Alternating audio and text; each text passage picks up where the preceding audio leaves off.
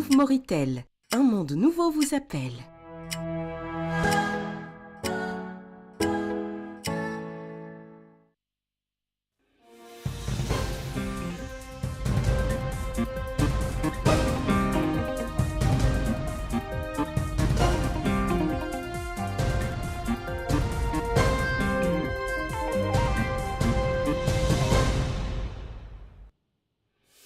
À la une de ce journal, le président de l'Assemblée nationale appelle à la mise en œuvre des solutions efficaces et limitées face à la cause du peuple palestinien lors de sa participation à la 38e session de la conférence de l'Union parlementaire arabe. Le ministre de la Pêche et de son homologue turc ont inspecté certaines institutions et usines opérant dans le domaine du conditionnement et de l'exportation des produits de pêche dans la ville de Nouadhibou. Le ministère de la Culture, des Arts, de la Communication et des Relations avec le Parlement organise une soirée avec la presse à l'occasion de la Journée mondiale de la liberté de la presse.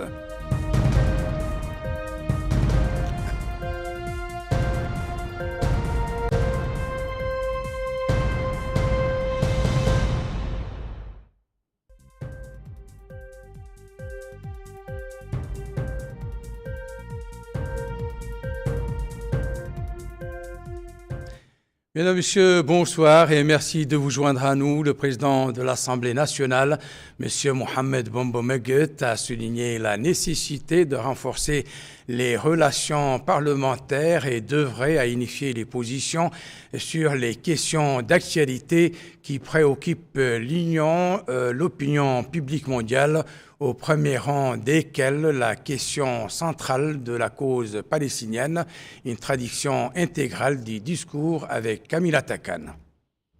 La 38e session de la conférence de l'Union interparlementaire arabe intervient à un moment où les événements et les développements sur les scènes arabes et internationales s'accélèrent dans un environnement géopolitique turbulent qui place tout le monde face à des défis extrêmes qui nécessitent plus d'unité, de coopération, de coordination et de solidarité, a affirmé le président de l'Assemblée nationale, Mohamed Bombo Meguet. Au cours de son discours à la 38e session de la conférence arabe de l'Union interparlementaire qui s'était tenue samedi soir à Alger, le président de l'Assemblée nationale a souligné la nécessité de renforcer les relations parlementaires pour œuvrer à unifier les positions sur les questions d'actualité qui préoccupent l'opinion publique mondiale, au premier rang desquelles la question centrale de la cause palestinienne. La guerre de génocide, de famine et de déplacement forcés que connaissent actuellement les frères palestiniens dans les territoires occupés, en particulier dans la bande de Gaza, a franchi toutes les lignes rouges et en a fait un déshonneur pour l'humanité. Il a souligné que le retour implacable des forces israéliennes dans la guerre génocidaire, leur incursion dans les champs palestiniens de la bande de Gaza, l'incinération des enfants et des femmes ainsi que des personnes âgées et leur pénétration dans la mosquée d'Al-Aqsa constitue un défi lancé à l'opinion publique internationale et une violation flagrante du droit international et du droit international humanitaire. Il a déclaré qu'une telle situation exige que les parlements prennent des décisions courageuses qui répondent à ce que l'on attend d'eux dans de pareilles circonstances, car elle appelle à activer le document parlementaire arabe qui a été adopté à l'unanimité le 22 février au Caire lors de la conférence conjointe entre le Parlement arabe et l'Union interparlementaire arabe relatif au soutien à la résistance du peuple palestinien frère sur sa terre, au rejet des plans de déplacement et d'annexion et à la lutte contre les plans de liquidation de la cause palestinienne. Dans ce cadre, il a souligné que la gravité de la situation exige de redoubler d'efforts pour relever le plafond de consultation urgente avec les parlements frères et amis, en particulier l'Union parlementaires, le groupe consultatif islamique, le groupe consultatif africain, le Parlement de la Méditerranée, l'Assemblée parlementaire de l'Union pour la Méditerranée et le Parlement européen, ainsi que la coordination avec les gouvernements pour imposer un cessez-le-feu définitif et permanent dont la bande de Gaza assiégée et de fournir une aide alimentaire et médicale d'urgence ainsi que des nécessités de vie et d'abri appropriés au peuple palestinien affligé pour œuvrer dès que possible à la reconstruction de Gaza. Cette situation exige également, dira le président de l'Assemblée nationale mauritanienne, la nécessité d'actualiser l'initiative de paix arabe et d'activer les résolutions pertinentes de la communauté internationale appelant à la création d'un État palestinien indépendant avec Al-Aqsa al-Sharif comme capitale. Il a enfin déclaré l'importance d'appeler les Nations unies et les grandes puissances influentes à activer le système de protection internationale à l'égard du peuple palestinien, indiquant que la logique militaire basée sur la barbarie israélienne dont l'usage excessif de la force n'apportera aucune sécurité et stabilité à personne. Direction la wilaya d'Akhlet Nouadhibou, où le ministre de la Santé a visité hier un certain nombre d'établissements sanitaires à Boulay-Noir et Chamy. La visite vise à examiner les conditions de ces centres et les services de santé dispensés aux patients. El Haj Abdelaïdine. C'est afin de rehausser le niveau des prestations sanitaires et de renforcer les interventions médicales que le ministère de la Santé, M. Abdallah Ouleddi, a effectué cette visite d'information au niveau de la wilaya de Dakhla Nouadhibou. La visite du ministère a inclus une unité médicale de la sécurité routière basée à la localité Souissouye.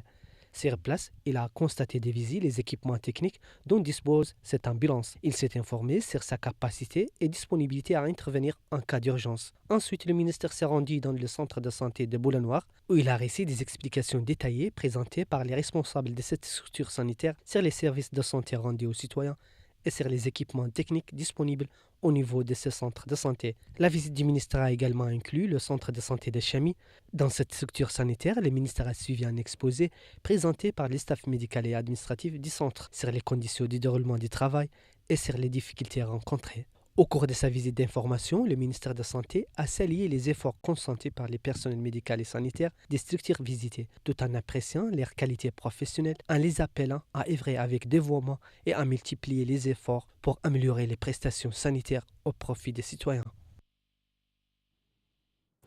Restons toujours dans notre capitale économique où le ministre de la Pêche, des Infrastructures maritimes et portuaires, accompagné d'une délégation de la République de Turquie, a effectué hier une visite dans certaines institutions concernées par l'inspection, le conditionnement et l'exportation des produits de la pêche.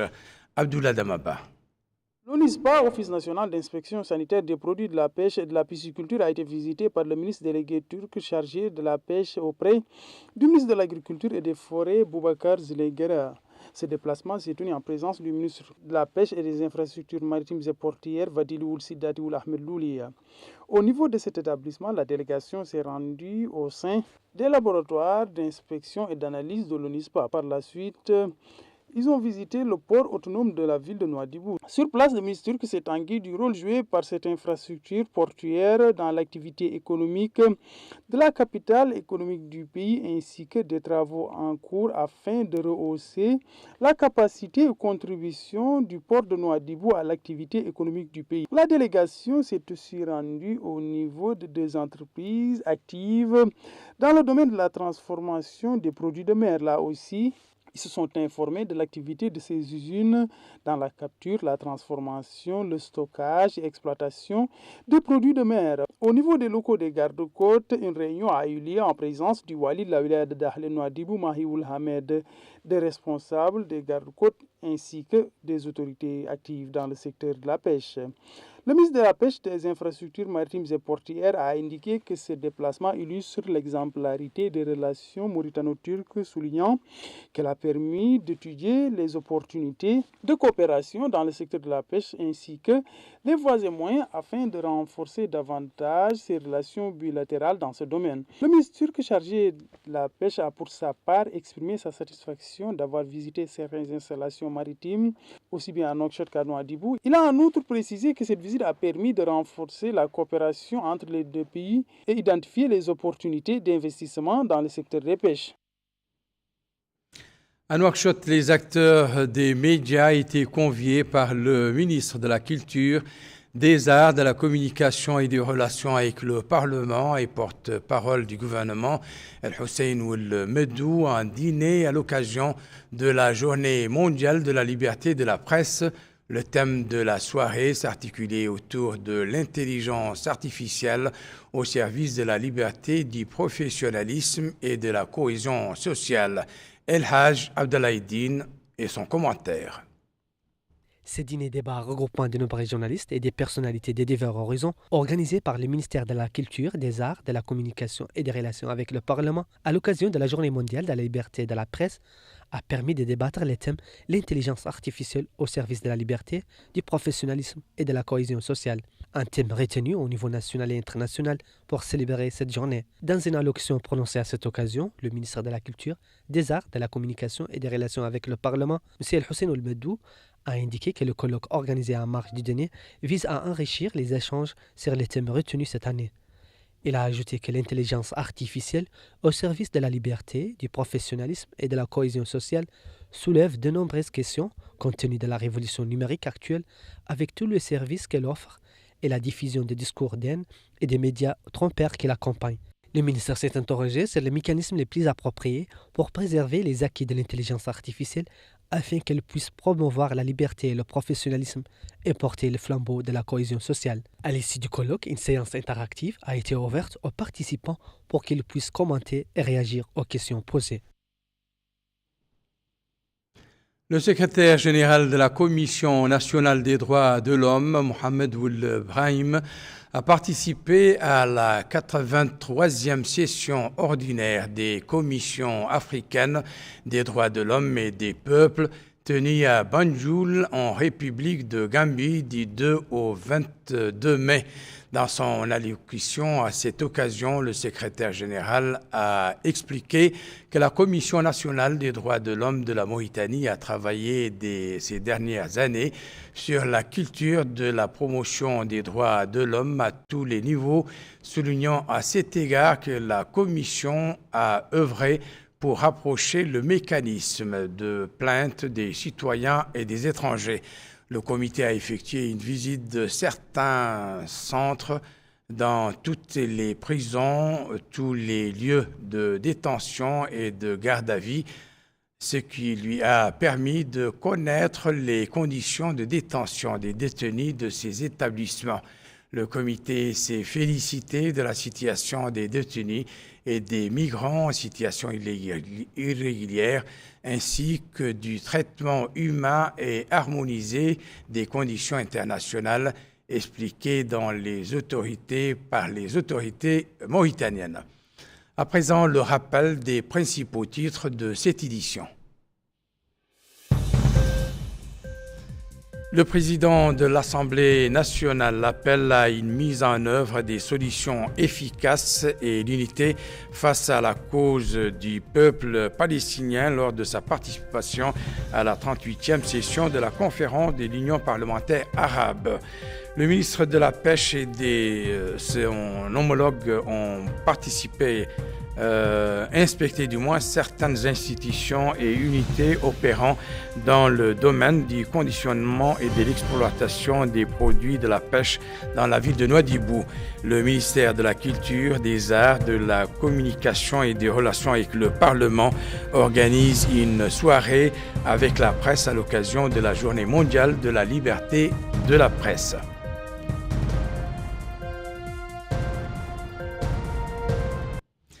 C'est la fin de cette édition. Merci pour votre attention. Excellent moment avec le reste des programmes d'El Mauritania. Au revoir.